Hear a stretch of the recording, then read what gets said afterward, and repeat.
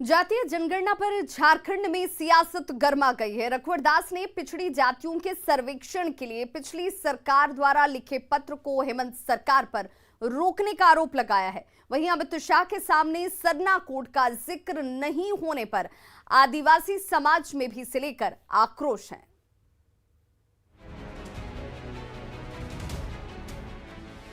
जातीय जनगणना की मांग पर झारखंड में सियासत गर्म है। रविवार को सीएम हेमंत सोरेन के नेतृत्व में एक प्रतिनिधिमंडल केंद्रीय गृह मंत्री अमित शाह से मिला और जातीय जनगणना की मांग की, जिस पर रघुवर दास ने हेमंत सरकार पर निशाना साधा है। रघुवर दास ने कहा कि पिछली सरकार ने राज्य में कितना पिछड़ा वर्ग है, इसके सर्वेक्षण के लिए सभी उपायुक्त को पत्र जारी किया था, लेकिन हेमंत सरकार ने इसे रोक क्यों दिया?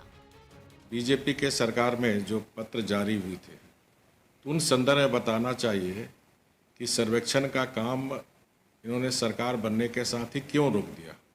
अगर पिछड़ों के इतने ही तहसील है तो 2014 और 2019 का परिपत्र पर इनको कार्रवाई करनी चाहिए थी कि हमारे राज्य में कितना पिछड़ा वर्ग है। ऑलरेडी पत्र जारी है, आपको गृह मंत्रालय पास जाने की जरूरत ही नहीं।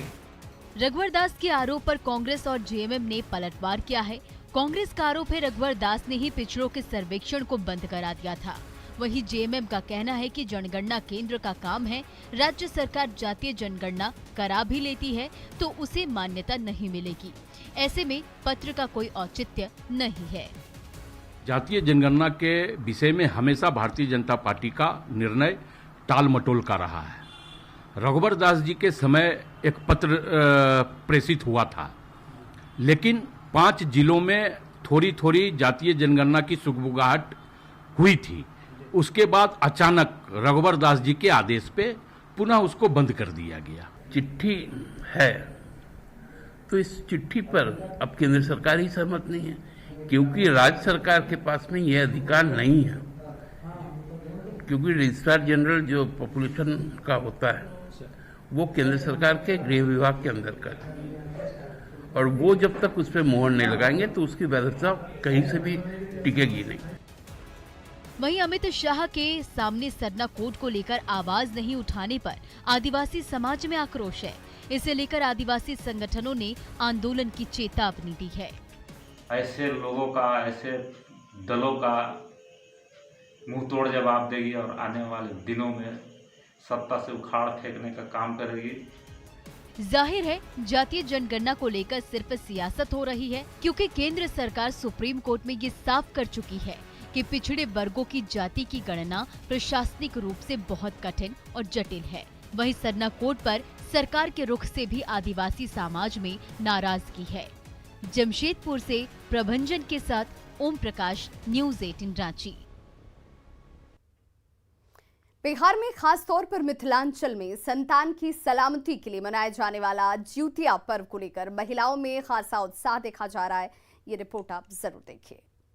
तीन चढ़लई जितिया पाबनि अयलैना, जितिया पाबनि अयलैना, हरदब बीतलई आसीन चढ़लई जितिया पाबनि अयलैना। मिथिलांचल में कोई भी त्योहार गीत नाद के बगैर संपन्न नहीं होता। जितिया पर्व में भी कुछ ऐसी ही तस्वीरें देखने को मिल रही हैं। पाबनि करबैना हे बरतिया करबैना।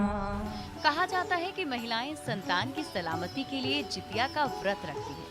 जितिया का व्रत करने वाली महिलाएं अष्टमी चढ़ने से पहले जितवाहन बाबा को चूड़ा दही का भोग लगाती हैं।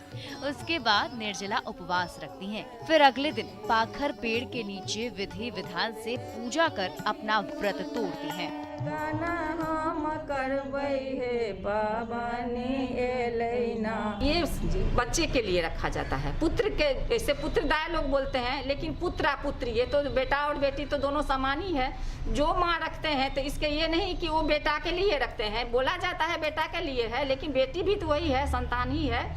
तो जितिया व्रत संतान के लिए है।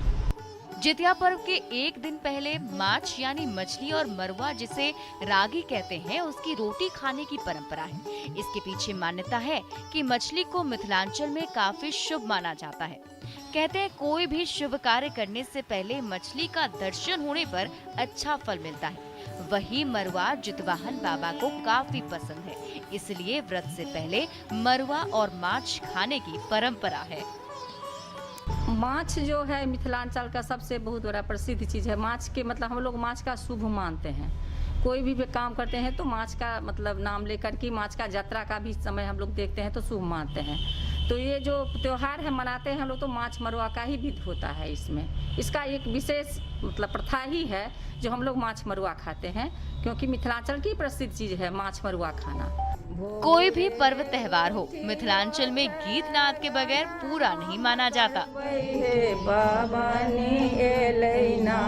जितिया पावन एलैना।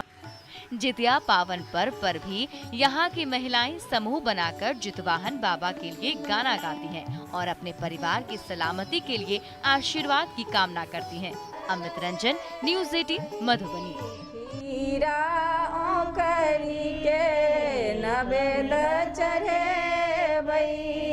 नवेद चढ़े वही हमार